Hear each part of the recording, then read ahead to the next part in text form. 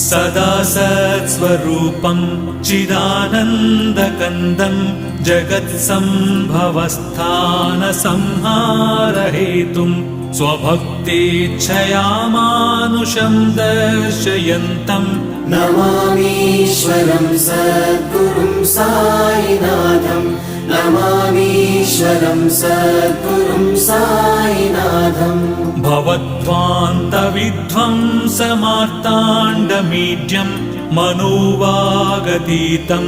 मुनिर्ध्यानगम्यं जगद्व्यापकं निर्मलं निर्गुणं त्वां नमामीश्वरं सद्गुरुं साईनाथं नमामीश्वरं सद्गुरुं साईनाथम् भवाम्बोधिमग्नार्दितानां जनानां स्वपादाश्रितानां